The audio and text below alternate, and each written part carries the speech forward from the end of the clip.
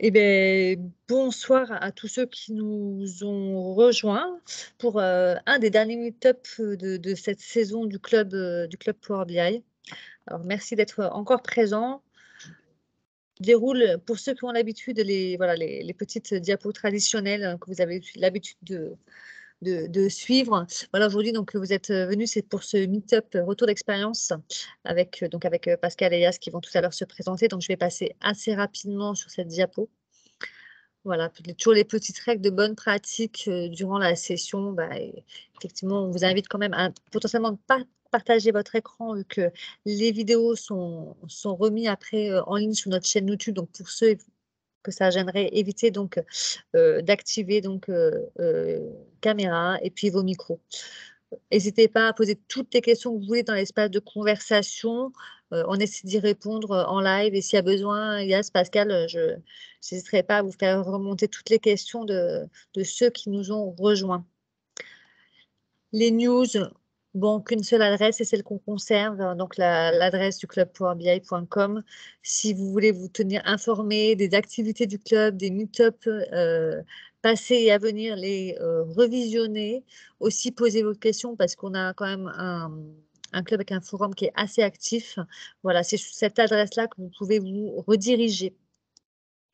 Et enfin, je termine juste pour vous présenter l'équipe, de la saison 6, voilà, avec Jean-Pierre et Tristan sur Paris, Guillaume et Julie à Lille. Vous avez vu cette année Isabelle et Arnaud à Bruxelles, Strasbourg, Philippe et David. Je crois d'ailleurs qu'il y a David qui est dans le coin. Sur Lyon, donc c'est Marie et Thomas qui vous accueillent. Pour Aix et Marseille, c'est Joël et Franck. Et enfin, Nantes, Dimitri, et puis Bordeaux avec, Yas, Christophe et moi-même. Je vais vous laisser, la main, Yas et Pascal. Je termine juste pour dire que voilà, pour cette, fin de saison, vous avez encore, 3 meet-up. Un meet-up donc, pour Lyon sur les modèles composites, le dernier sur Strasbourg avec, les Gaules, et le 30 juin, le nouveau format qu'on vous avait proposé cette année qui est le club, l'émission, un format court, intense, où voilà les organisateurs viennent vous faire part, de leur expérience et de leurs premières impressions sur les dernières news et activités autour de Power BI. Donc, hésitez pas à venir essayer si vous avez encore, jamais participé à ce nouveau, petit format. Donc voilà, Yas et Pascal, je vous laisse donc, la parole. Yes, on va prendre le contrôle sur le partage. Oui, je vous dis quand c'est OK pour moi.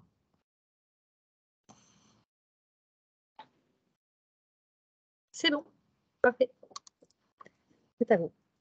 Ok, mais du coup, moi je vais commencer peut-être. Du coup, mais c'est bon là? Ouais. Mais Yasuté Okashu, d'IAS. Donc, cette année, j'ai fait partie donc, de l'équipe, de la grande équipe, de la grande famille du club Power BI. Et je suis ravi de faire ce retour d'expérience donc, au sein de la caisse d'épargne Aquitaine Poitou-Charentes, dans laquelle je suis en prestation depuis 3 ans et donc futur collaborateur de la caisse d'épargne Aquitaine Poitou-Charentes. Et donc je suis ce soir-là avec mon N+1, Pascal Fournier. Je te laisse te présenter. Ce sera un tour de rôle comme ça va être très bien. Ok, moi ça va être vivant, voilà, vous n'allez pas vous ennuyer. Pascal Fournier, je suis directeur data et pilotage au sein de la Caisse d'épargne régionale Aquitaine Poitou-Charentes, donc en charge de tout ce qui est coordination, effort data, avec, vous allez comprendre, pas mal d'experts métiers qui existent dans nos différentes directions, et tout ce qui est production de pilotage de récap. Ok. On va commencer déjà par vous présenter rapidement. Vous inquiétez pas, on est dans un lieu un peu improvisé. Bon, Donc, oui, si vous voulez bouger, c'est normal. Du coup, je un petit peu. Ah, c'est sympa. Ça. Quand il y a marqué P en bas, c'est que c'est Pascal. Quand il y a Y, c'est que c'est Yas. Voilà, ça vous donne nos petites cuisines internes. La CEPC en quelques chiffres. Donc CEPC, Caisse d'épargne Aquitaine Poitou-Charentes. On reprendra ce sigle assez régulièrement. Un chiffre d'affaires, on appelle produit net bancaire. Au niveau des banques, 493 millions d'euros. Pour vous montrer un petit peu le poids sur le sujet, combiné à travers 1 300 000 clients. Voilà, ce qui est intéressant, sur cet indicateur-là, c'est toutes les opérations que vous faites toute la journée, carte bleue, virement, ainsi de suite. Voilà, multiplié par le nombre de clients, voilà, ça vous donne une petite approche sur la data qui est derrière en termes de volumétrie, en termes d'enjeux aussi sur le suivi. 344 agences de proximité sur un territoire assez large, donc qui couvre de Poitiers jusqu'à Hendaye, donc bien au-delà, bien assez large, 2449 collaborateurs, c'est important pour servir tout le monde dans nos actions. Un taux de satisfaction, ça c'est vision client, on est sur la plaquette classique et publique de la CEAPC, un taux de satisfaction client à 95%. Et 9 millions et demi de connexions à distance sur nos outils. Alors, le contexte de départ dans Power BI, on est d'accord que le pilotage, les études, les statistiques, tout ça, c'est pas d'hier. Donc, il y a eu de nombreux outils, de nombreuses périodes, de nombreuses organisations. Je ne dis pas que celle qu'on va présenter ce soir est parfaite. Bien au-delà, on sera aussi l'occasion d'échanger sur force et faiblesses sur le modèle et d'être assez transparent sur le sujet. C'est un retour d'expérience. Donc, le contexte de départ, on a voulu le représenter avec IAS. Assez simplement, en fait, sur une simple image. Elle peut se voir au niveau horizontal au sein de l'entreprise, 25-27 directions à l'époque avant Power BI, et pas mal d'irritants sur j'ai une difficulté à transmettre la donnée, j'ai pas le bon outil, je manipule des fichiers Excel qui font 300 mégas, la machine à café, ma meilleure amie, à chaque fois que je clique sur le bouton enregistrer. Et aussi, on peut le voir aussi au niveau vertical de l'entreprise. Pourquoi j'ai deux chiffres qui arrivent émanant de deux sources différentes et qui ne donnent pas le même résultat? Pourquoi je reçois un fichier Excel de 50 000 lignes? Voilà. Donc en fait, il y avait beaucoup de besoins exprimés à travers des irritants, à travers toutes nos populations. Et ça se résumait un petit peu à ça, en fait. Donc Power BI nous a permis quand même de passer un cap. Pour vous donner un peu plus de détails, d'un point de vue complètement technique, du coup, en termes d'extraction, on utilisait du BO. Et sur la partie reporting et pilotage, c'était de l'Excel et de l'Access. Donc, autant vous dire Shadow IT 200%. Et on avait également il y avait un petit peu de .NET, une équipe de .NET qui préparait un petit peu ces données. Arrive 2016-2017 Non, 2016. Voilà, 2016. Arrive donc Big Dash. Donc il y a un premier choix qui est fait de manière à s'accompagner et de commencer un petit peu on va dire, à proposer quelque chose d'un peu plus graphique. Donc c'est un premier pas, en tout cas, vers tout ce qu'on va amener avec Power BI.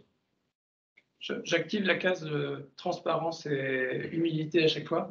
Donc un petit peu le petit plus par rapport à ce qu'on dit, c'est aujourd'hui les outils qu'on voit là, ils sont encore là. Voilà. Donc c'est aussi ça, l'honnêteté, c'est de dire qu'il y a Power BI depuis 2018 chez nous. Pour autant, il y a toute une démarche, et vous allez voir, elle est assez longue sur ce type de sujet. Et puis, pour des couches qui font encore le boulot, c'est toujours un petit peu le symptôme de COBOL encore dans les systèmes bancaires, qui est là depuis des décennies et qui restera là encore longtemps. C'est aujourd'hui, on a un historique d'applicatifs, on a des directions qui n'avaient que cet équipement à l'époque, l'ont pris, ont bien fait le travail, ça continue à fonctionner, on réoriente vers Power BI de plus en plus, mais il y a la réalité de terrain. Transparence numéro 2, on a choisi Digdash, qui est un très bon produit du marché concurrent, qui nous a permis de passer le cap de la data vis. Donc, comment je passe d'un tableau de bord, d'un tableau avec 50 colonnes de 1000 lignes, que j'adore envoyer le lundi matin, à une vision synthétique qui est efficiente au premier regard. Voilà, c'est ça aussi l'élément important de rappeler par rapport à ce sujet-là, par rapport à ces outils. Et du coup, 2018, c'était l'arrivée du Messi. Donc, si tu veux faire peut-être un petit historique de comment c'est arrivé. Ouais, en fait, vous avez vu, il y a plein d'irritants, vertical, horizontal, beaucoup de demandes. Tous les établissements régionaux remontent au niveau du national, donc on fait partie du groupe BPCE, Banque Populaire Caisse d'Épargne. Tous les établissements remontent un besoin très fort sur le sujet. Un appel d'offres est lancé visant à déterminer, à identifier et valider un outil de data vise à mettre dans les établissements et dans les directions métiers, sur des profils de type data analyst ou autre. Et donc, suite à l'appel d'offres, Power BI en ressort, on est en septembre 2018, comme étant l'outil validé à déployer dans l'établissement. 2019, février 2019, alors il manquerait une date, mais c'est pas grave. Novembre 2018, on commence un POC chez nous, on commence un test sur l'outil, on voit comment ça se déploie, on voit comment ça peut marcher avec différents utilisateurs, différentes responsabilités, jusqu'en février 2019, où on se dit qu'il faut poser une gouvernance. De rappeler que dans la démarche, l'outil n'est rien si on ne met pas de la procédure associée, et on met en place en fait une commission data. Qu'est-ce qui se cache derrière commission data? Il se cache une validation de tout ce qui doit être produit par les différentes directions avant une publication officielle. Ça veut dire qu'on ferme un peu le robinet de tout ce qui pourrait sortir en mode un peu jetable, et ainsi de suite, en doublon, et ainsi de suite. Donc on essaye de mettre de la coordination sur qui fait quoi. Idéalement, on sollicite une commission à l'initiative, ça évite d'être déçu quand on a fini de développer son tableau de bord. Souvent, je lève la transparence à chaque fois, ça sera le signe de la main, appliquez-vous. Souvent, on l'a au bout, donc ça fait des déçus, on fait des adaptations et ainsi de suite, mais c'est pas grave. Le plus important, c'est que cette commission, elle soit en place. La commission, c'est qui dedans? C'est le DPO, Data Protection Officer, qui vise à vérifier que les données confidentielles notamment sont bien exploitées. Il y a le RSSI, responsable sécurité du système d'information, qui lui vise à voir si on a respecté tous les flux, tous les canaux de sécurisation de l'information. Et puis il y a le Data Manager, que je représente aussi avec des délégués au sein de notre direction. L'objectif, c'est que nous, on porte un arbitrage final sur la cohérence, sur sourcing de données, le niveau de qualité, les fonctionnalités qui sont mises en disposition, des conseils techniques aussi pour apporter une expertise. Donc cette commission data, elle nous a permis de poser un pilier. Là, je disais, le process est le plus important que l'outil. Premier pilier, de dire on met une gouvernance là-dessus en même temps qu'on distribue l'outil. 2019, on s'est bien amusé au sein de notre entité avec l'outil. On a cette commission qui est en place, qui est validée. On attaque des formations. Cette fois, l'objectif, c'est de le mettre dans les directions métiers. Vous avez vu, on a plein d'outils. L'objectif, c'est de dire est-ce que celui-là va faire mieux avant de déclencher une conduite à changement monumentale sur aujourd'hui 100-150 personnes qui étaient demandeuses, on va dire, du sujet. Donc, on a sélectionné des ambassadeurs dans chacune des directions.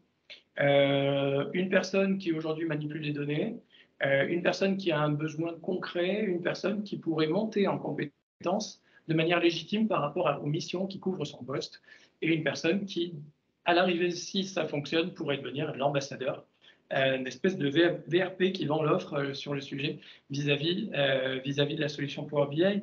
C'est surtout, au-delà de la dernière blague que je viens de faire, c'est surtout une personne qui va monter en compétence et qui pourrait être un premier niveau en cas de demande des autres personnes de sa direction qu'on formerait derrière si le POC est validé. Juillet 2017. Juillet 2019, merci Yas. Premier club utilisateur data. Donc on a 20 ambassadeurs qui viennent présenter en fait sur une population un peu plus large leurs résultats et les premiers tests qui sont réalisés. Se sont enchaînés de nombreuses formations. Aujourd'hui, on a 137 licences concepteurs sur le sujet depuis 2019. On a fait 18 clubs utilisateurs et on a, en juillet 2021, rejoint une offre de service qui s'est étoffée au fur et à mesure au niveau de notre groupe, qui a pris en charge, bien sûr, sortie de notre POC, de notre pilote sur la mise en place de l'outil, a pris le relais, a construit une offre bien plus étoffée, et on est maintenant adhérent de cette offre. On verra le sujet un peu plus en détail. Du coup, au niveau des usages Power BI au sein de la caisse d'épargne, Aquitaine Poitou-Charentes. Pour vous donner des chiffres que l'on a, on va être sur à peu près 1200 lecteurs mensuels, 103 créateurs actifs. Donc on vous a parlé donc des 137 licences, mais comme le dit Pascal, voilà, l'honnêteté, 103 créateurs actifs, plus de 10 000 vues mensuelles. De la même manière, 326 rapports actifs. Donc, ce qu'on appelle rapport actif, c'est il y a eu au moins une ouverture sur les 60 derniers jours. Voilà. Pour 244 datasets et 61 workspaces. Là c'est pareil, je peux aussi activer la carte transparence. On a vu qu'on avait équipé des ambassadeurs. Après, on a équipé en masse. On voit qu'on n'a pas un taux d'utilisation au maximum. Et au-delà du fait qu'on passe par une commission pour valider certains sujets, aujourd'hui, on ne suit pas forcément tous nos utilisateurs. Donc, ça demanderait des ateliers complémentaires et ainsi de suite. Voilà, et donc, je veux dire, toujours de dire qu'on a avancé comme ça, on en est là, comment demain on peut faire? Ok, toujours pas de questions à ce stade-là. Sur le chat, n'hésitez pas à réagir ou à poser des questions. Voilà. Êtes-vous là? Question 1. Je vais en poser par contre. Oui. Préparez-vous à mettre nos mains sur le clavier. Moi, j'ai une question, si je peux la poser maintenant? Oui, bien sûr. Ouais, on aime bien l'interactif. OK. Ouais, moi, j'ai une question, bien évidemment, elle va paraître peut-être un peu évidente, mais dès qu'on pratique du volume et qu'on commence à parler de gouvernance, je vais forcément me poser la question de comment vous avez fait de votre côté pour finalement, contrôler un petit peu, tous ces doublons et toute cette cohérence? Ou est-ce que finalement ça s'est fait très progressivement avec la mise en place, de cette activité où il y a vraiment eu des outils techniques, clairement identifiés pour vraiment, voilà, assurer cette cohérence de l'ensemble, en fait, et éviter, ce que vous disiez tout à l'heure finalement, que les utilisateurs fassent, trop de doublons et trop de rapports finalement, mal orientés. Alors, il y a plusieurs réponses à votre question. La première réponse, elle est on ne contrôle pas 100% de tout ce qui est produit. Donc ça, c'est un premier sujet. Mais quand même, pour arriver à répondre sur les actions qu'on mène là-dessus, il y a d'abord la commission data qui classe en fait la commission data. Quand on la sollicite, on a rempli une petite fiche qui dit de quoi elle parle le sujet, quelles sont les données que je vais manipuler. On a tout un listing RGPD qui nous permet de dire quelle est la donnée à caractère sensible que je manipule, qui je veux habiliter en cible.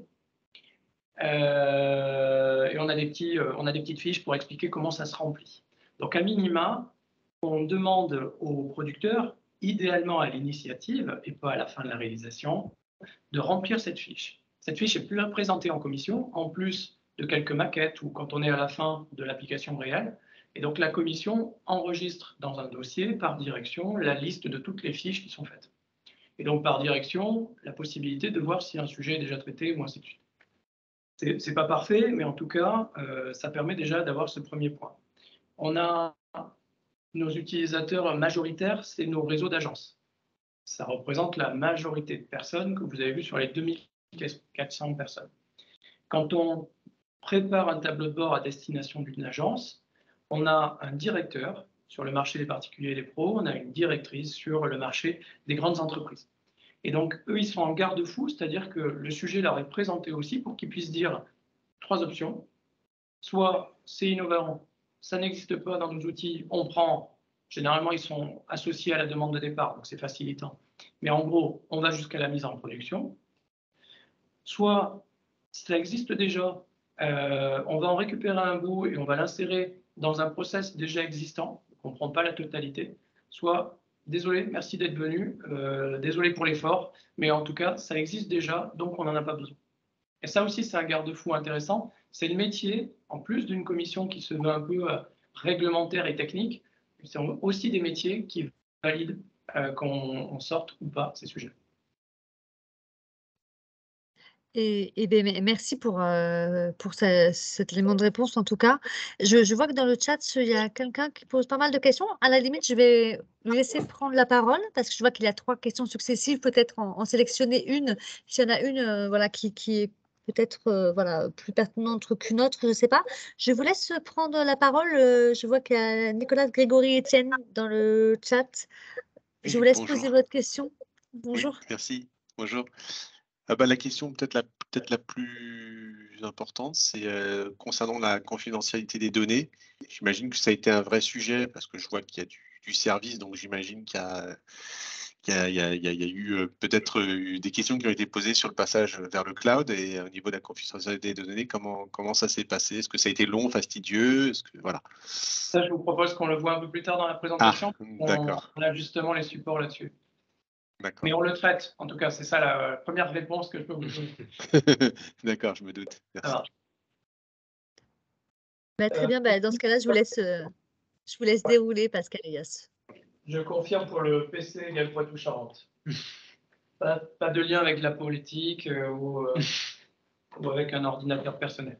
Très bien. On reprend du coup les slides. Donc aujourd'hui, on va utiliser Power BI de 3 manières différentes. Premier cas de figure, vous êtes donc au sein d'une direction, vous voulez faire une étude ad hoc, une étude ponctuelle. Ça va vous servir juste à vous, éventuellement à insérer dans un PowerPoint. Voilà. À ce moment-là, c'est ce qu'on va appeler le mode autonome. Donc on va travailler grosso modo avec Power BI Desktop et mon espace de travail. Ensuite, il va y avoir un deuxième mode, on veut partager à l'intérieur de ma direction. Donc là, on va commencer la publication sur le cloud. Alors, éventuellement, sur le mode autonome, on peut le faire sur mon espace de travail, juste pour voir ce que ça pourrait donner en mode web. Mais donc là où ça va commencer à être intéressant, c'est qu'on veut commencer à partager au sein de sa direction. Et dans ces cas-là, on va publier sur un premier espace de travail qui sera l'espace de travail en fait de la direction. D'accord ? Ça va être un espace de travail qui va être configuré de manière à avoir au sein de la direction donc les personnes qui vont avoir des licences pro, donc des créateurs, les autres créateurs donc de la direction qui vont pouvoir y avoir accès et éventuellement donc, consulter, modifier ces rapports. Et on peut avoir éventuellement des N+1, N+2 donc qui vont être en dans des rôles visionneuses. Et dans ces cas-là, on fait passer le workspace dans la capacité premium. J'ai une première question. Je vais désigner un volontaire. Pourquoi il n'y a pas de commission data dans la brique 2, si vous l'avez bien compris?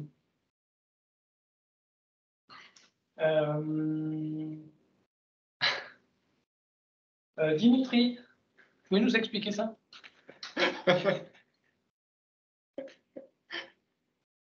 Dimitri, il est dégoûté. Dimitri, il ne veut pas. Non, si quelqu'un d'autre veut prendre la parole, mais en fait, la subtilité entre l'étape 2 et l'étape 3, c'est qu'en fait, on crée un espace sur la couche service, un workspace pour une direction, donc il est normalisé et nommé par rapport à une direction. Ils sont les seuls habilités dessus. On est soit en mode concepteur, donc propriétaire du workspace avec tous les droits qui vont bien au sein du workspace, soit on est viewer, donc ça on l'utilise vraiment pour des managers qui n'ont pas de vocation à devenir des concepteurs Power BI et qui veulent surtout voir au fur et à mesure et valider des rapports, les exploiter si c'est des études jetables. Hein. On a toujours le coup du directeur qui dit pour ce soir il me faut la liste des clients qui ont fait telle action. Voilà, c'est aussi le sujet. Je t'ai glissé ça dans le workspace et tu n'as plus qu'à récupérer le résultat. Donc ça c'est hyper important, la réactivité du sujet. Et pourquoi ça fonctionne en fait? C'est parce qu'en fait, en amont, les directions n'ont accès aux data marts que celles où elles sont légitimes pour avoir accès. C'est pour ça que ça fonctionne. Donc, c'est-à-dire que c'est pas parce qu'il n'y a pas de commission data qu'une direction marketing aurait accès à des données assez sensibles RH et pourrait les exploiter et ferait des bêtises avec. En amont, on a bien sûr posé des habilitations pour faire en sorte qu'on exploite ses propres données. Donc, on donne une certaine liberté dans ce qui se passe dans les espaces de travail.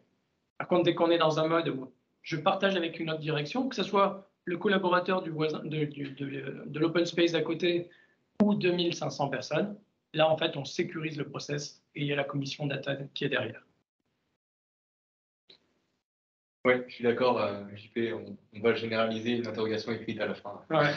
Merci Dimitri. Bien parti pour avoir un 0 point. Le troisième mode, ça va être le mode de partage interdirection. Ah mince, j'ai dévoilé un petit peu le sujet. C'est ça, tu as un peu spoilé. J'étais un peu été. Du coup, comme l'expliquait Pascal, c'est donc ces projets-là qui partent en commission data pour validation. Donc, au niveau technique, ça va beaucoup ressembler au mode de partage intradirection, mais à ce moment-là, on va publier une app et mettre à l'intérieur donc les différents groupes AD des personnes qui auront accès à l'application. Et donc, c'est ce mode-là aujourd'hui qui est le plus utilisé chez nous. Ouais, et le fait que ce soit une app, du coup, on peut récupérer le lien de l'app et on peut le mettre du coup dans un portail plus institutionnel, un intranet, et pour éviter d'avoir justement toutes les options Power BI quand on se connecte sur la couche service. Donc c'est quand même un peu plus pro, c'est pour ça qu'on prône cette partie-là pour faire en sorte que les directions les exploitent, qu'elles soient en producteur ou en consommateur. Voilà, c'est quand même beaucoup plus sympathique en navigation. Hop. Alors, je récupère la souris. Donc, si on ouvre le capot un petit peu. Alors, nous, principalement, à la base, c'est des bases Oracle. D'accord. Donc, ça va être des données donc, qui vont être une première fois préparées d'ailleurs par le groupe. Donc, ces données, on peut éventuellement les retraiter. Donc, aujourd'hui, on a mis une couche intermédiaire qui va être Alteryx pour un petit peu préparer et cleaner un peu les données avant de les passer dans du Power BI. Mais on peut éventuellement aussi directement aller chercher les données d'Oracle si on voit qu'il n'y a pas de transformation à faire. En tout cas, pas de grosse transformation. Une fois donc qu'on a donc notre rapport Power BI, on va publier le dataset. Et de plus en plus, on essaie de pousser ça à nos utilisateurs, enfin à nos créateurs, le fait de directement se connecter sur les datasets pour créer les rapports avant de mettre tout ça dans des apps sur le cloud. Donc là, à nouveau, la petite main de transparence. Voilà, vous avez vu qu'il restait des outils. Là, c'est le schéma idéal avec Alteryx en optionnel. Mais bon, il y a d'autres outils aujourd'hui dans l'écosystème utilisés par certaines directions sur lesquels on s'adapte pour faire qu'en cible, au moins sur la restitution, on soit sur du Power BI. Et le chemin de faire une migration des outils vers d'autres stockages, c'est un autre sujet. Alors, il y a une question, Yas, dans le chat, si tu veux la prendre, ou Pascal, si vous voulez la prendre. La valeur ajoutée de l'ETL, du coup, ici, du Alteryx, précisément. Alors, Alteryx, c'est plus qu'un ETL. Je ne vais pas en faire la promotion, mais expliquer pourquoi en fait le groupe a retenu cette solution-là. Certes, il y a la capacité de construire une chaîne industrialisée avec du paramétrage, des invites, de la planification. Voilà, on retrouve le côté ETL. Ensuite, il y a un sujet qui est vraiment intéressant. C'est tout le lignage fonctionnel que nous permet de faire Alteryx. Donc ça, c'est aussi un élément important.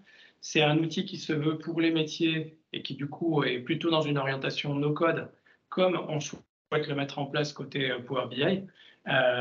Et l'apport d'Alterix, en fait, parce qu'on a fait des sessions d'architecture chez nous pour se dire qu'est-ce qu'il va nous apporter, en fait, on s'est donné des conditions d'utilisation d'Alterix. On s'est donné des conditions, c'est est-ce que la source possédait de l'historique ou est-ce qu'il faut créer de l'historique pour venir l'exploiter sur Power BI? Donc, on passe par Alterix. Est-ce qu'il y a des éléments déclencheurs dans nos sources? Par exemple, un top de chargement d'une source pour dire ben, je n'exécute le chargement de données que si le top est enclenché. Et donc, l'outil va vérifier régulièrement dans la base pour voir que le top est chargé, donc prendre les données pour les porter à Power BI. Autre sujet, on part de plus en plus sur des appels d'API. Donc ça, c'est notre cible qu'on souhaiterait mettre en place côté Power BI pour faire en sorte que toutes nos chaînes de production passent par ce type d'outil pour dire la donnée est dispo, il faut créer un historique, je crée mon historique et je l'alimente, et je passe par l'API pour rafraîchir mes datasets. Voilà. Et donc on est dans une cible de dire si on doit vérifier tous les matins, toutes les semaines, tous les mois que tout est bien tourné, d'avoir qu'un seul endroit à vérifier. C'est un peu pour ça, dans ce sens-là, qu'on choisit Alteryx. Mais l'objectif n'était pas de faire une pub sur Alteryx. D'autres outils auraient pu faire l'affaire, en tout cas. Voilà l'outil qui a été retenu, en tout cas, dans le groupe.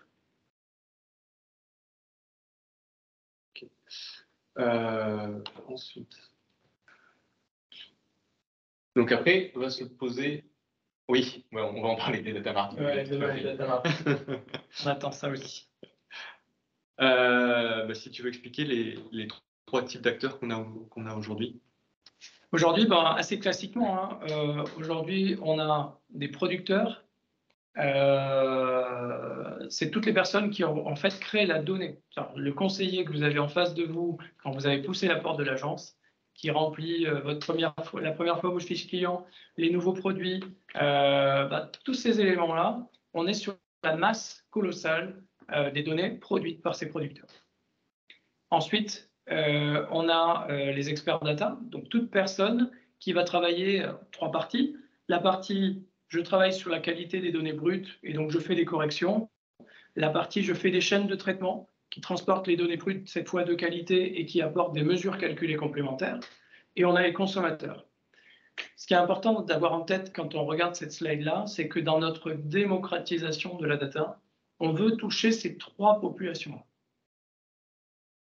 Et sur ces 3 populations, il y a du boulot. C'est-à-dire que le producteur doit être conscient qu'avec la qualité de la donnée qu'il va nous produire, on va pouvoir l'exploiter. L'expert data doit répondre aux questions de qualité de la donnée, une chaîne bien calculée, optimisée techniquement et bien documentée.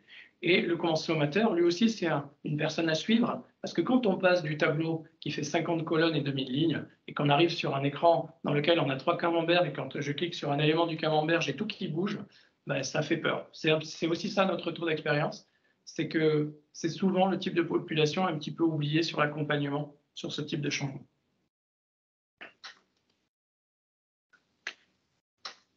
C'est moi cette partie-là? Ouais, je peux l'expliquer également.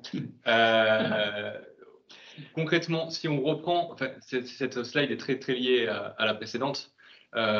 Concrètement, ça va être les différents types de métiers qu'on va retrouver pour la partie producteur, la partie expert data et la partie consommateur.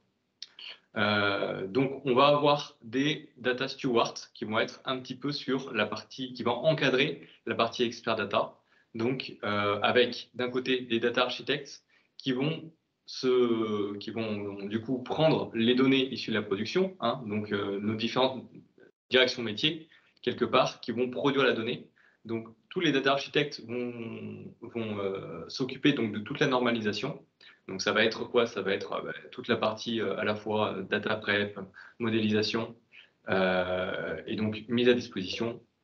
Et, enfin, la mise à disposition va se faire via à la fois les data architects et les data analysts qui vont aussi faire donc, leur exploitation. Et donc, ça va être vraiment un travail de synergie entre les data architects et les data analysts et en plus encadré par les data stewards qui vont s'occuper donc de cette partie, donc quand on regarde la slide précédente, de l'expertise data. Et enfin, pour livrer donc à nos consommateurs finaux.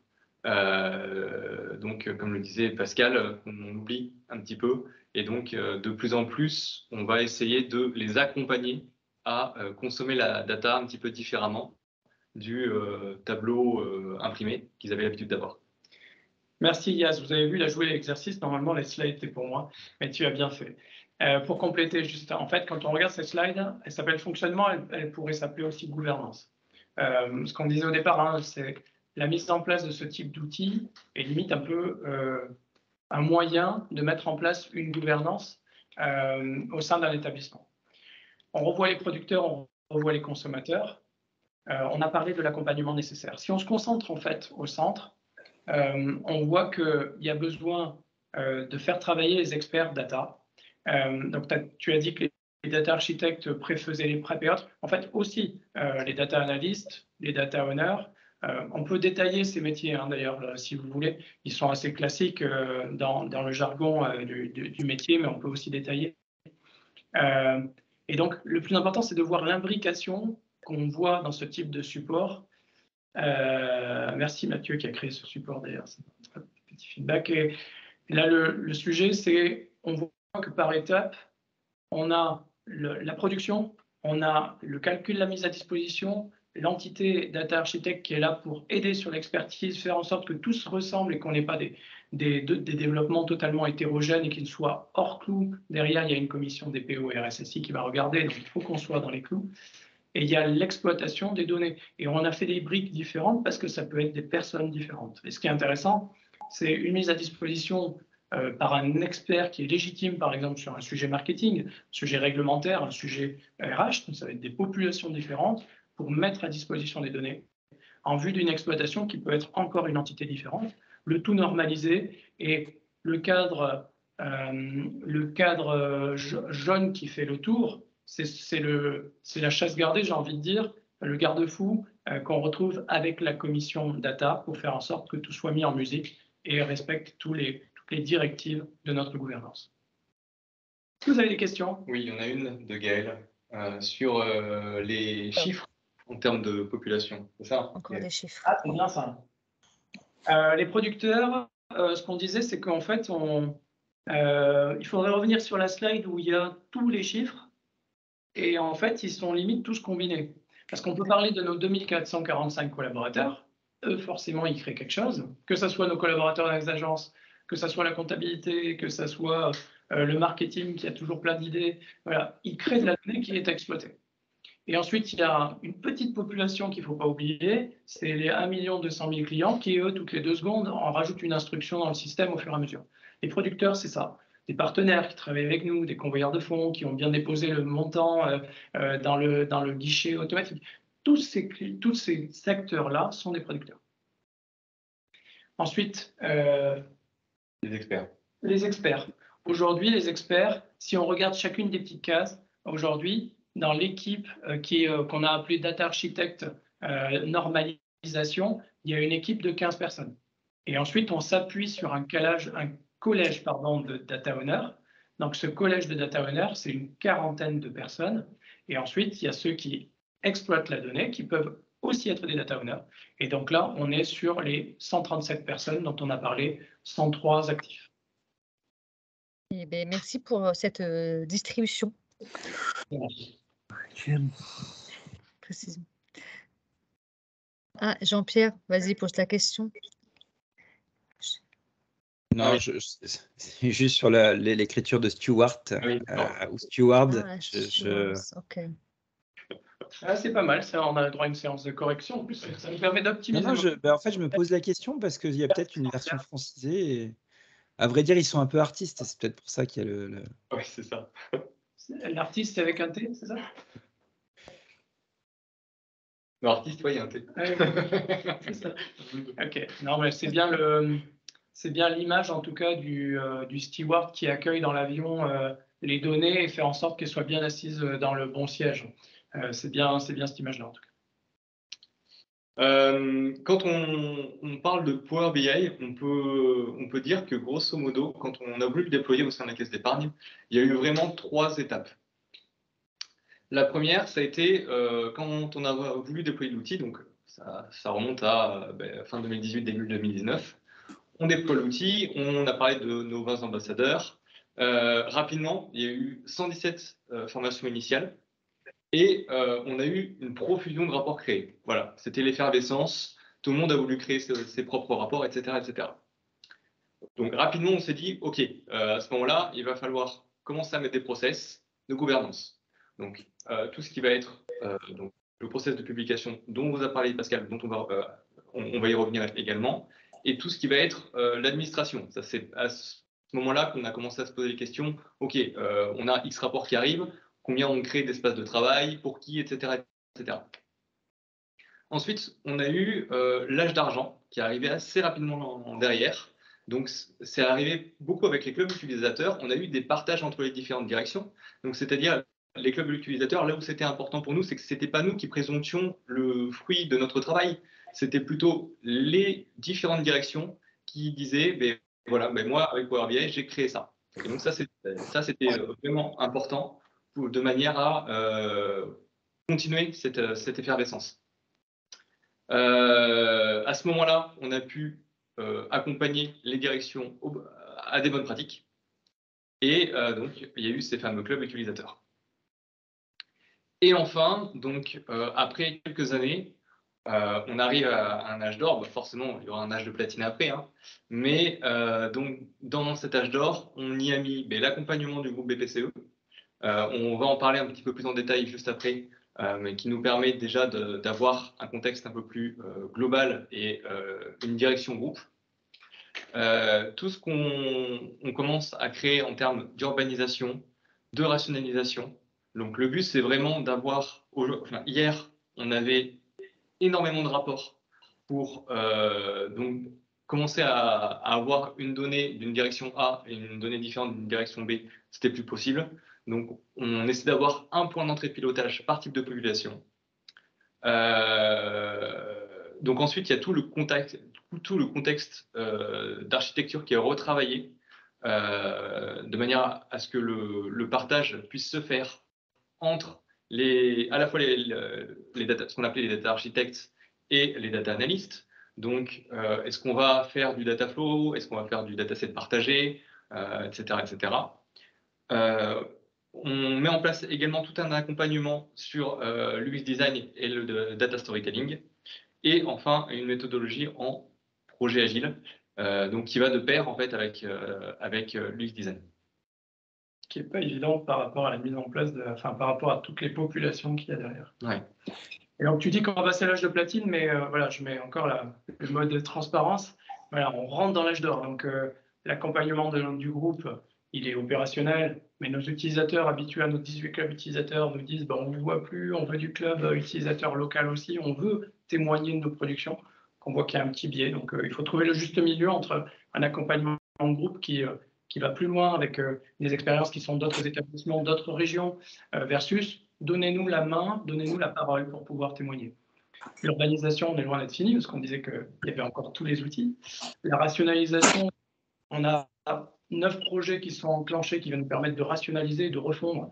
Et donc, c'est encore un projet de longue haleine, j'ai envie de dire, pour atteindre la cible. Et après, la partie UX design, on n'en fait pas encore partout, on essaye de le généraliser.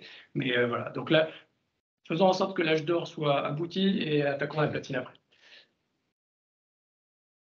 Alors, moi, j'avais une petite question par rapport à ça. C'était, voilà, en interne, quel a été le vécu? J'avais mis dans le déploiement côté utilisateur de cette solution finalement. Comment vous avez vécu ça en interne? Est-ce que ça a été, voilà, simple? Je pense que la réponse est non, mais voilà. Donnez-nous un petit peu l'impression de ce qui s'est passé. Alors, je vais essayer de remonter les remontées qui nous sont faites. Mais je ne vais pas dire que c'est exhaustif sur le sujet. Ça vaudrait le coup qu'on relance une petite enquête de satisfaction, parce qu'on le fait de temps en temps, mais ça fait quelques mois qu'on ne l'a pas fait. Ce qu'on retrouve en fait, c'est mettre à disposition Power BI avec une formation sans avoir un besoin réel. C'est une lapalissade ce que je vais dire. Mais la personne ne va pas ouvrir l'outil et finalement ne va jamais l'utiliser et finalement ne pas être dans le mouvement de ce déploiement, de cette culture, de cette montée en compétences et surtout du réflexe de dire mon chef a passé la tête, il veut la liste de tous les clients qui ont acheté un crédit hier. Voilà, il n'y a pas encore le réflexe 100% des personnes. On a vu 137 personnes formées, 103 personnes. Donc certains nous disent enlevez-moi de la liste du club utilisateur parce que je ne suis pas dedans finalement. Voilà. Donc, ça, c'est un premier point, c'est bien viser la bonne cible avec équipement de l'outil si un cas concret arrive. Deuxième cas qu'on nous remonte, je suis toujours très transparent, c'est vous nous avez formés, vous nous avez fait des ateliers, vous avez fait des clubs, mais à l'arrivée, vous pourriez m'accompagner encore plus. Et c'est là où on voit qu'il y a quand même, à travers Power BI, qui se veut être un outil plus user-friendly pour l'intégrer dans des métiers sans avoir un bac plus 5 à informatique. Mais ça demande quand même de l'accompagnement au quotidien sur le sujet. Donc c'est un point d'attention. Et certains nous disent, vous pourriez nous accompagner beaucoup plus, en tout cas dans l'expertise. Donc il faut bien calibrer en fait l'équipe d'expertise qui accompagne, qui doit être importante au départ. Après on se dit c'est bon, ça roule, elles sont formées. Et là, c'est là où il faut qu'on fasse un peu plus attention, en tout cas de notre côté, c'est de rester sur un calibrage, du moins sur de la disponibilité aussi pour former les gens. D'accord. Pardon. Troisième point, c'est que Il y a des personnes qui ont un cas réel, qui sont hyper appétentes à ce type de sujet, qui vont très vite.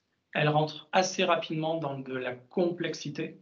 Dans notre démarche aussi, c'est faisons simple, faisons maintenable et partageable, et faisons documenté.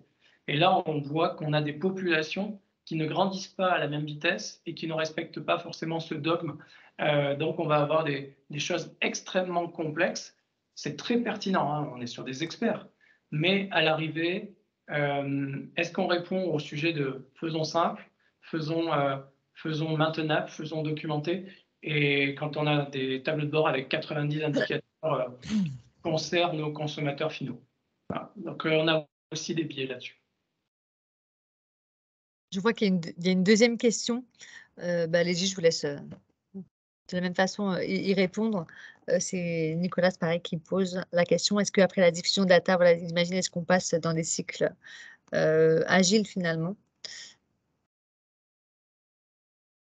Vous voulez peut-être préciser Oui, je voulais préciser en fait en termes de maturation, voilà, de prototypage, c'est-à-dire qu'on passe une certification. J'ai bien compris qu'il y a une fiche de publication qui dit OK, on peut diffuser le rapport sur la plateforme. J'imagine que c'est une première étape et qu'après on a des cycles, je dirais, d'évolution du rapport qui fait qu'il est de plus en plus pertinent, efficient, etc. Donc il y a un cycle de progrès après, j'imagine. Oui, ça c'est une partie de la gouvernance dans l'âge d'or qu'on n'a pas trop décrite. Quand on dit urbanisation et rationalisation, c'est qu'en fait, on se porte maintenant garant dans notre gouvernance sur la coordination de tout ce qui sort de manière récurrente dans l'entreprise. En disant ça, ça veut dire on laisse la main encore aux directions métiers pour produire, donc du Power BI par exemple, et on se met en cycle agile, c'est-à-dire qu'on a un backlog, on a un listing de tout ce qui est à faire, et là on revient sur la mise en qualité des données qu'il faut faire, qui est en dehors de Power BI, la préparation à données qui peut être en dehors de Power BI, on a cité Alteryx, et on a bien découpé deux parties sur Power BI, c'est la partie modélisation, Power Query, avec des mesures qui peuvent être avancées développées de manière très avancée, très complexe, et la restitution. Si on reprend ces différentes étapes, qualité, préparation, modélisation Power BI et restitution, on passe dans un mode agile, à déjà essayer de prioriser quelles couches on fait, en sachant qu'il y a beaucoup de demandes aujourd'hui dans l'établissement, et qui peut le faire. Et c'est là où ça devient intéressant, parce qu'on va avoir une entité qui va prendre la qualité, une qui va enchaîner avec la data préparation, une qui va s'attaquer à la modélisation. C'est un peu chasse gardée aujourd'hui chez IAS, il faut qu'il libère un petit peu le sujet. Mais non, sérieusement, voilà, il y a un sujet, aujourd'hui on pose une norme, donc c'est une partie qu'on sépare pas trop de notre activité de data architecte. Et ensuite, il y a la partie restitution. Et donc, toute notre organisation se découpe comme ça, en se posant la question de qui peut faire telle ou telle partie, qui est le plus légitime, qui est expert, qui doit garder la maîtrise sur la logique de maintenabilité, de documentation. Donc, l'agilité intervient surtout dans ce découpage projet, de l'initiative à la mise en production et à toute évolution de l'entreprise.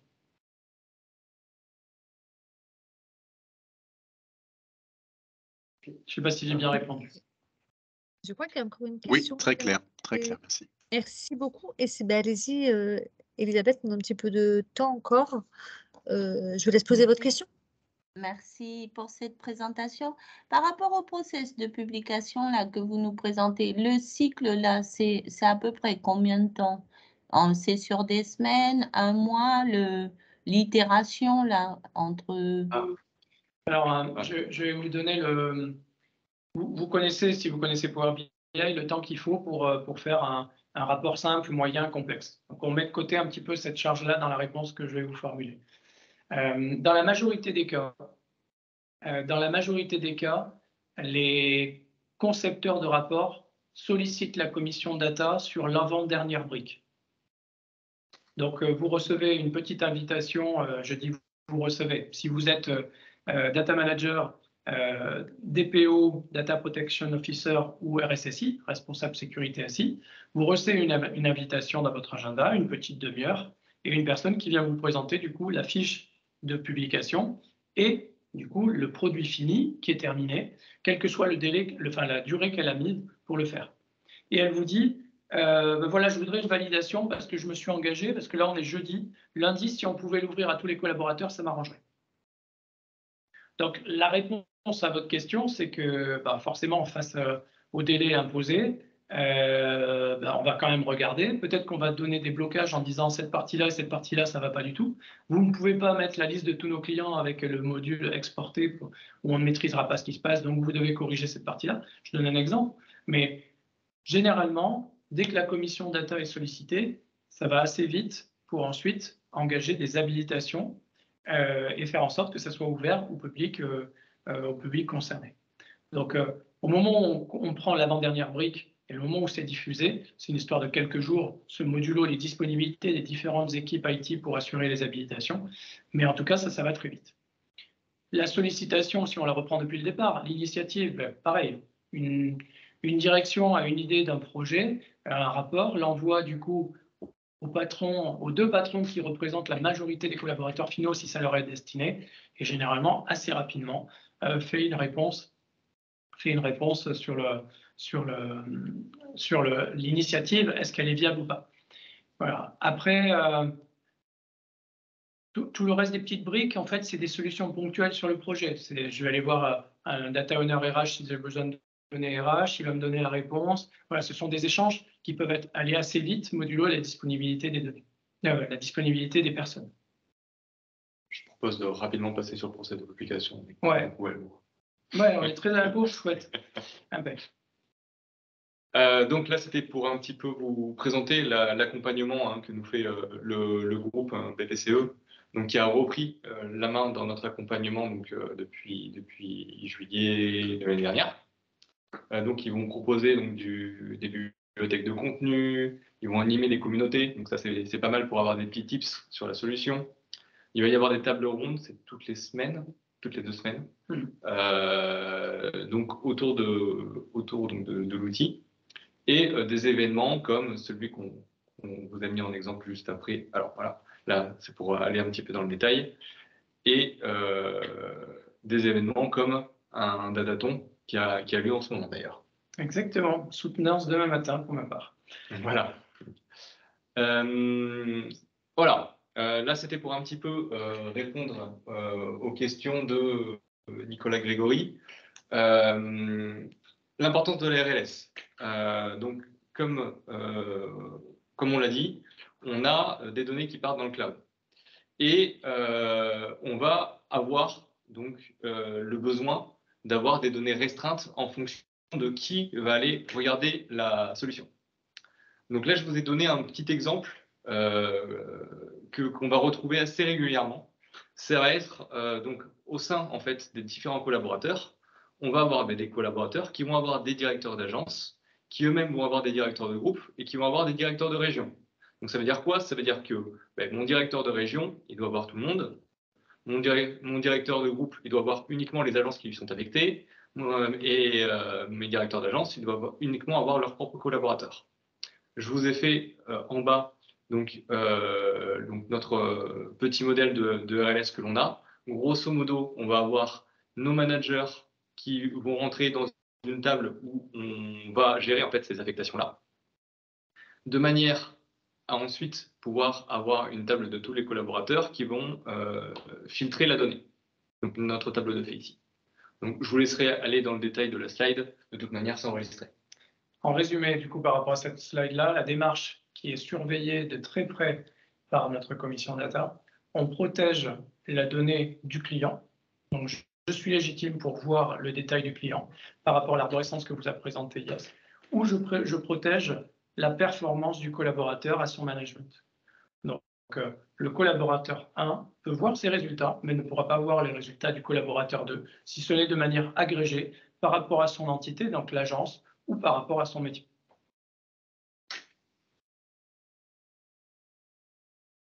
Et on évite les conflits, exactement, Nicolas.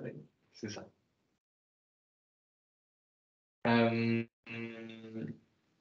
La raison 1 commerciale de la RLS. Oui, on peut dire ça. Ça peut être une raison, commerciale. Il y a aussi une raison assez réglementaire. On essaye de faire en sorte qu'à aucun moment on puisse sortir dans les outils, quand on est consommateur, la liste complète de nos clients. Donc, ça peut aussi avoir une raison de protection des clients de l'établissement. Donc, ensuite, on a accompagné cette démarche, ce déploiement de Power BI un peu plus récemment avec de l'UX design et donc de la méthode agile. Est-ce que tu voulais rajouter des choses par rapport à ce qu'on avait dit précédemment? Eh ben, en fait, ce qui est intéressant dans la démarche UX design qu'on a aussi rajouté dans cette gouvernance, encore une fois, l'outil n'est rien sans du process.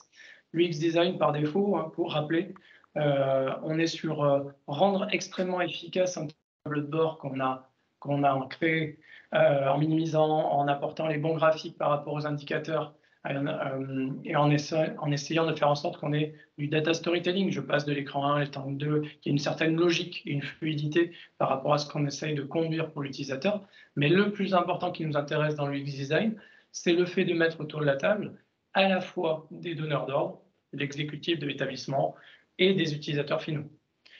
Voilà, là, ce qu'on veut casser forcément avec la méthodologie et dans la gouvernance autour de Power BI, c'est de faire en sorte qu'une personne qui a une excellente idée, qui nous produit un excellent tableau de bord, on la diffuse et on a un taux de fréquentation de 2 personnes sur 2445.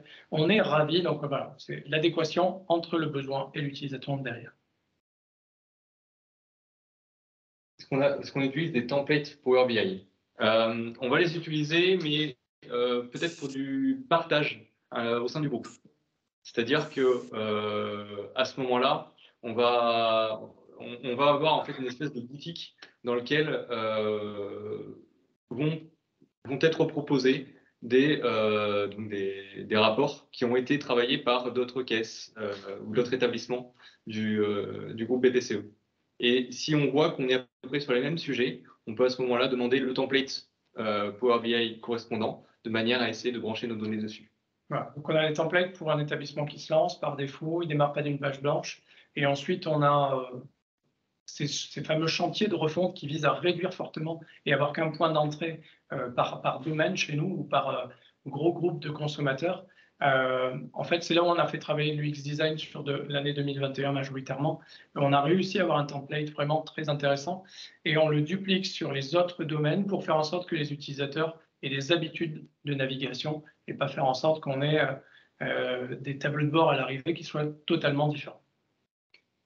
Comment qualifier un rapport exceptionnel?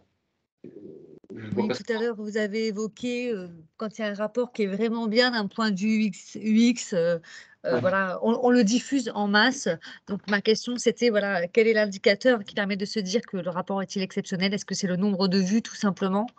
Ou est-ce que vous avez un autre indicateur qui permet de le dire? Une commission, peut-être même? C'est excellente votre question. En fait, chez nous, tout l'effort au niveau de la data est piloté par plusieurs comités. On met des budgets sur le sujet, on met des hommes, on met des formations et ainsi de suite. Donc forcément, c'est cadré. Et sur tous les tableaux de bord qui sont officiels, structurants pour l'établissement, il y en a pas mal. En fait, on suit trois indicateurs. Le premier, c'est la fréquentation. OK, il est super votre tableau de bord, mais par rapport à 100 personnes qu'on a habilitées, il y en a 3 qui l'utilisent.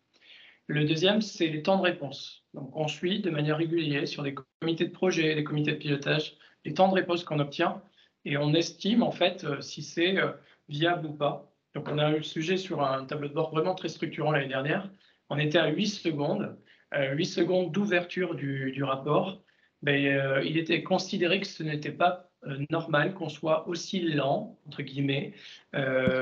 Et donc, on a fait le nécessaire pour atteindre aujourd'hui entre 3 et 5 secondes en faisant le nécessaire sur la minimisation des données, un dataset en étoile le plus performant possible, des mesures calculées en live. Enfin, tu serais plus expert pour rentrer encore plus dans le détail. Mais en tout cas, on joue le jeu, on suit cet indicateur. C'est le deuxième. Donc, fréquentation, performance. Et le troisième, c'est la satisfaction client. C'est-à-dire qu'à chaque fois qu'on envoie un lot important d'un rapport, on va faire en sorte, un mois après, 2 mois des fois, ça dépend du taux d'utilisation aussi, on envoie une enquête assez basique, une note de 1 à 10, qu'est-ce que vous adorez, quels sont les points d'amélioration que vous imaginez. Voilà. Et donc, c'est hyper important pour nous parce que ça nous permet de suivre sur une base de qualité, satisfaction client, NPS pour rentrer dedans, de suivre du coup comment évoluent au fur et à mesure nos applications. Il Super, faut que dans la merci. gouvernance, il y ait un sujet de décommissionnement. Ça ne sert à rien d'empiler des rapports Power BI, des tableaux de bord, si à l'arrivée, c'est utilisé par personne, le niveau de satisfaction n'est pas au rendez-vous, et à l'arrivée, on a des temps de réponse catastrophiques. C'est vrai. Et quand on est à 8 secondes, bon, là, du coup, on pourrait se dire effectivement que ce n'est pas viable. Entre 3 et 5 secondes, on est mieux, mais j'imagine que alors je ne sais pas dans la littérature, je pense que là, pour le coup, Jean-Pierre saura me dire, je pensais que d'un point de vue UX, je crois que c'était on pouvait aller jusqu'à 5 secondes, c'était acceptable en fait, mais là, j'avoue que je n'ai pas vraiment de chiffre officiel. Je ne sais pas si Jean-Pierre, qui est pas très loin, sait répondre à ça? Heu Je sais pas si j'ai la réponse exacte. Après, en effet, ça va dépendre. Je pense que tu mets différents UX, ils vont te dire 2 secondes, 3 secondes, 2 secondes et demie. Mais en général, au bout de 2 secondes, tu commences déjà à t'impatienter. Enfin, c'est le chiffre que j'avais en tête. C'était 2 secondes, ton cerveau commence à dire c'est lent. C'est long. Ouais, je pensais quand même plus. On devient de plus en plus exigeant. Après, OK. ça va dépendre forcément de l'infrastructure dans laquelle tu es. Enfin, il va y avoir énormément euh, de, de- de choses qui ne vont pas forcément, que tu ne vas pas pouvoir régler comme ça. Oui, puis c'est pas qu'une solution de développement, il y a aussi la partie infrastructure, hein. La petite agence qui est au fin fond du village, forcément, et qui a un débit un petit peu limité, elle ne pourra pas s'attendre à avoir une ouverture instantanée et le réclamer. Donc, c'est une moyenne. On suit la moyenne, en fait. Et donc là, la partie administration côté Power BI nous aide beaucoup pour avoir ces stats, justement, où on a la moyenne basse, haute. Enfin, voilà, c'est assez précis et ça nous sert dans nos comités d'assez haut niveau sur ce type de sujet. Ok. Je vais juste prendre rapidement la question de Kashia. Pourquoi des datasets et pas des dataflows? Alors, on utilise des dataflows dans certains cas. Mais la plupart du temps, effectivement, il va y avoir donc on va créer du dataset. Pourquoi? Parce que de cette manière-là, on va créer une seule fois donc, toutes les mesures pour plusieurs cas, quoi. On ne va pas être obligé de recréer les mesures à chaque fois. On va distinguer les dimensions des tables de fait. Alors ça va être vrai pour la partie dataflow. Ça va être beaucoup d'étapes de dimension qu'on va réutiliser. Donc, que ce soit des tables calendrier, des tables de regroupement de produits, les tables de hiérarchisation de ce qu'on va appeler donc, les EDS, les éléments de structure, donc les régions, les groupes, les agences. C'est des choses comme ça qu'on va retrouver de manière un petit peu transverse à toute la caisse d'épargne qu'on va mettre donc, dans des dataflows. Merci Yas pour ce complément technique. Voilà. Important, le monitoring. Donc on a, comme le disait Pascal, on va avoir non seulement la plateforme Power BI par défaut, mais on a également donc BPCE qui nous met, donc le groupe qui nous met à disposition donc un rapport de monitoring, donc dans lequel on va pouvoir voir donc, plusieurs volets, le suivi des licences, le nombre de rapports, de datasets, etc. Tout ce qui va être sécurité et habilitation, donc les différents groupes AD, etc. Les passerelles. La charge des CAPA Premium, voir en fonction de quel jour, à quelle heure les CAPA sont les plus utilisés et en quoi on en est responsable. Donc chaque établissement, oui, ce qu'on n'a pas précisé, c'est qu'en fait on va partager du coup les CAPA Premium entre les différents établissements du groupe BPCE qui utilisent Power BI. Le suivi des partages des abonnements, les consultations et les anomalies. Et enfin, on voulait terminer donc sur éventuellement donc le fameux âge de platine. Et du coup, si tu veux prendre pour la fin. Voilà, donc en résumé, Power BI, c'est pour les 3 catégories d'acteurs qu'on a citées. Les producteurs, les experts data, les consommateurs. Il faut qu'on aille plus loin dans notre démarche. Il faut qu'on sorte de l'âge d'or, qui est déjà assez sympathique. Il faut qu'on rentre dans un âge de platine avec systématiser la data quality en amont des productions. C'est-à-dire qu'aujourd'hui, c'est assez rapide et assez facile de faire un rapport sur une base sur des données qui sont à 50% fausses, qui produit un rapport 100% faux. Donc là, il faut qu'on systématise des démarches de data quality en amont. Je vous parle encore une fois de gouvernance et pas seulement que de Power BI.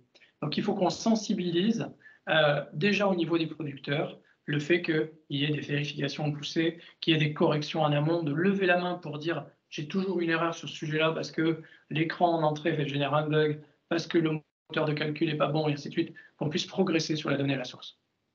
Et un élément aussi important, c'est tout ce qu'on pourra automatiser, accompagner sur les plans de remédiation des données. Le producteur, plus il passe de temps, plus le consommateur sera confiant et ne sera pas en rejet d'un tableau de bord. Parce qu'on a aussi ça dans les enquêtes de satisfaction. C'est de toute façon, je sais que c'est toujours faux, donc j'arrête de l'utiliser et je continue à le faire à la main, à faire des bûchettes sur ma feuille à côté de mon écran. Et toujours pour nos producteurs, en fait, l'idée, ça serait d'utiliser des labels de certification sur les data marts. C'est une fonctionnalité qui nous intéresse assez fortement sur Power BI et qui viserait à se dire, en fait, je pense que c'est une erreur, elle devrait être dans la case d'à côté. Parce que c'est plus les experts data qui le mettent ce label, mais qu'importe, c'est l'expert data qui calcule sa donnée, la vérifie, met un label et on exploite le data mart, on rafraîchit le rapport. Ça, c'est aussi un élément qui nous intéresse dans notre gouvernance et dans notre chaîne avec nos différents acteurs. Côté expert data, on entend le fait que les formations soient encore à pousser, il faut encore assurer la montée en compétences, nous garder du temps, nous, côté data architecte, pour amener de l'expertise et accompagner les experts. Ça, c'est vraiment un sujet, un conseil de votre côté. Soyez bien équilibrés sur les experts qu'il y a dans vos établissements, ils sont nécessaires. La coordination des projets de tout domaine, donc ça, il faut qu'on aille encore plus loin. On a parlé de l'agilité, on a parlé de répartir les charges sur les différentes couches. Il faut qu'on aille encore plus loin. Les pipelines nous intéressent de plus en plus.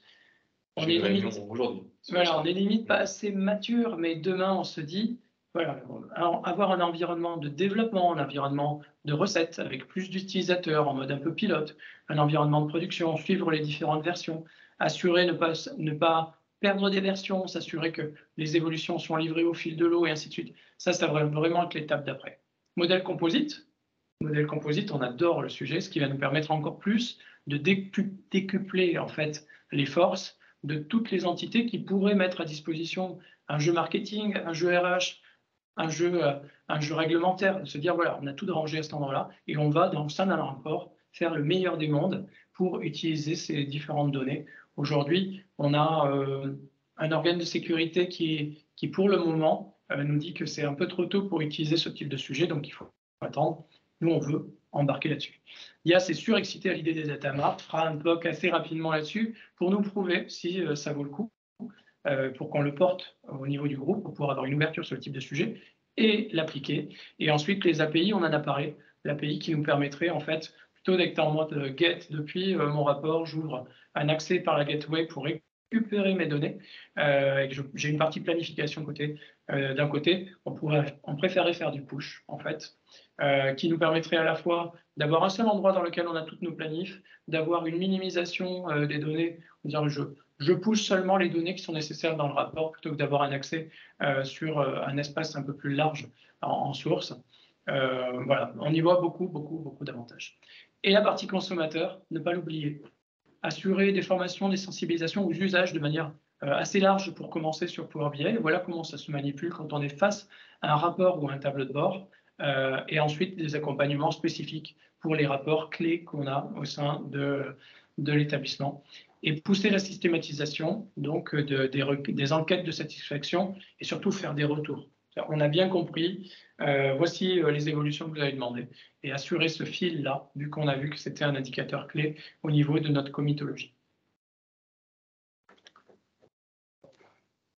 Et du coup, avec la dernière petite phrase. Ouais, s'il y a une seule chose que vous devriez retenir dans notre projet, on n'est pas encore totalement au rendez-vous là-dessus, mais c'est vraiment notre objectif. La data n'est pas seulement un sujet d'expert. Donc, s'il n'y a qu'une seule phrase que vous devez retenir, c'est celle-là, c'est comment faire en sorte que Power BI soit un outil pour tous, je suis producteur, je suis expert data, je suis consommateur et j'ai compris l'intérêt de l'outil. Et avec ça, on a fini la présentation. Et on est pile poil à l'heure, c'est impeccable. Un quart d'heure d'anglais, Ouais. donc impeccable.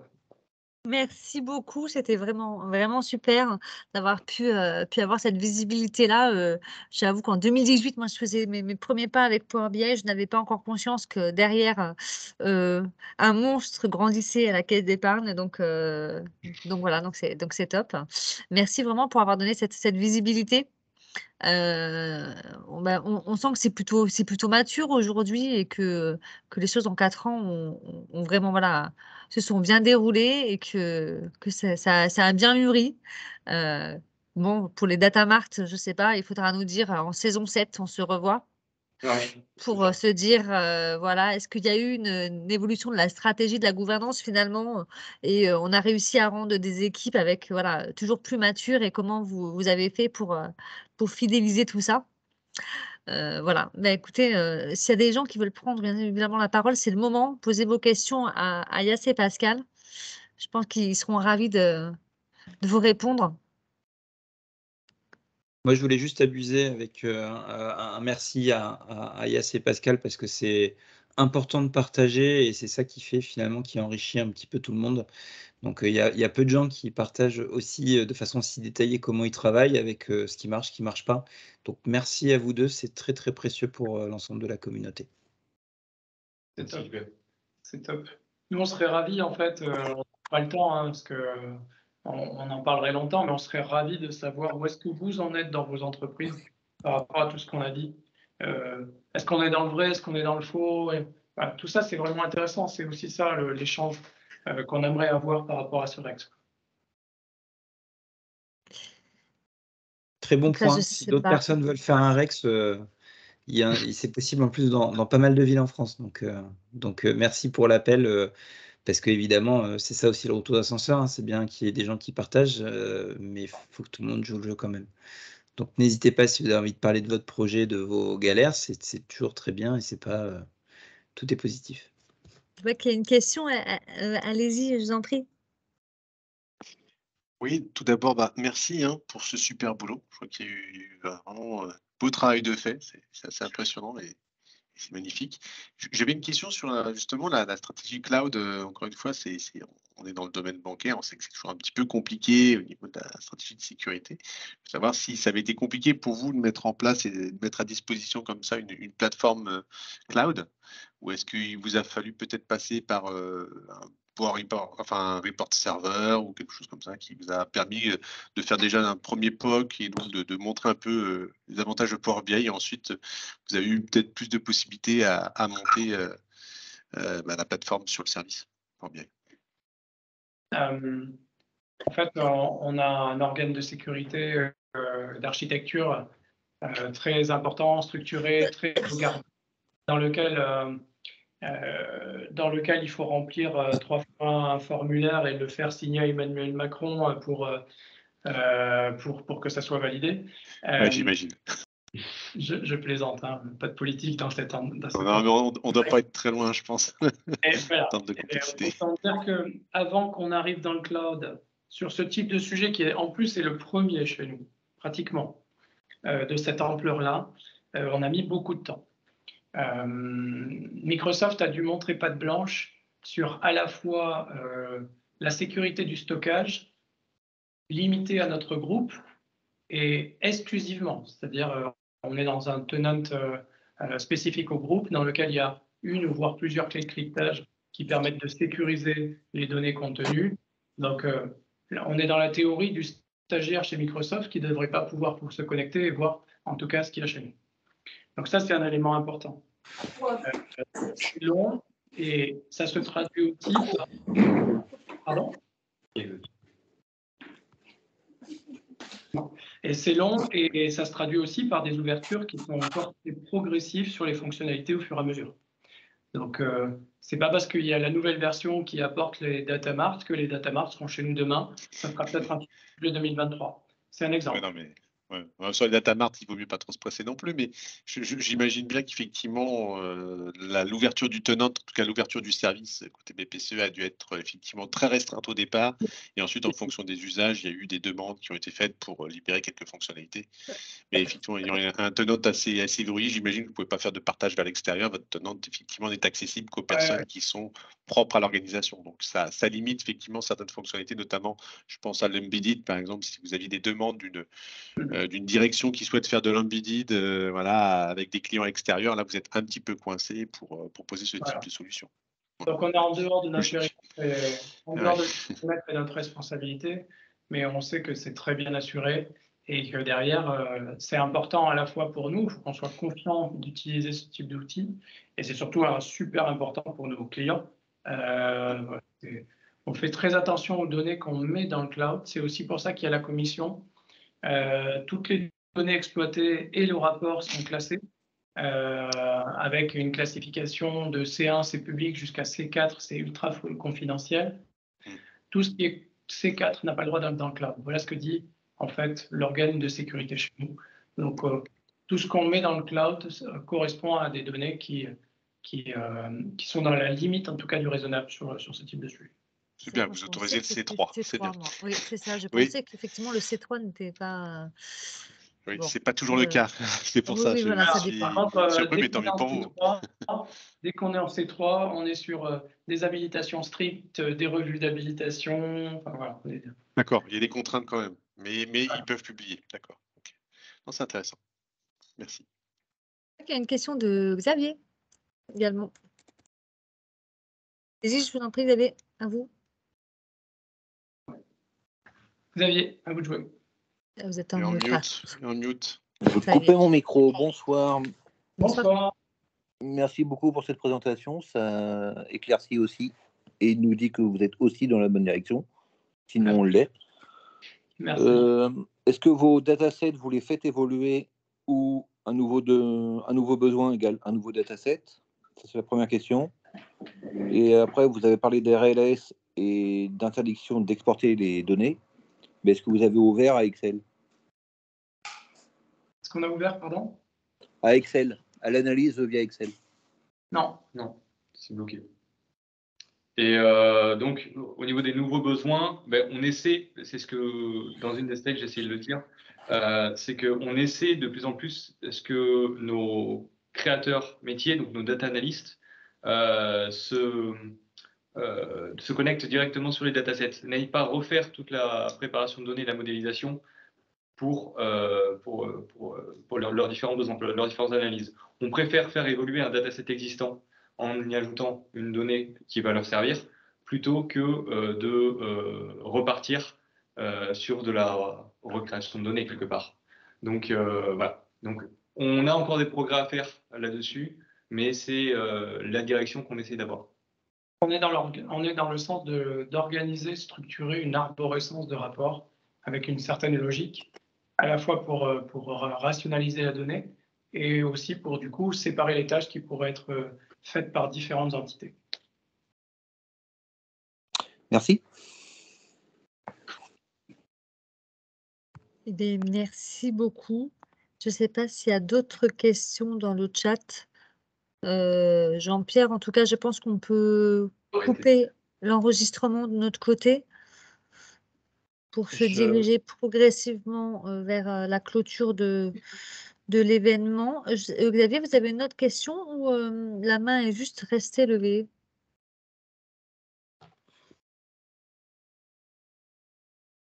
Je pense que la main était restée levée. Dans tous les cas, je coupe l'enregistrement. Merci à tous. On peut continuer les discussions, mais en tout cas, pour ceux qui sont en replay, au revoir.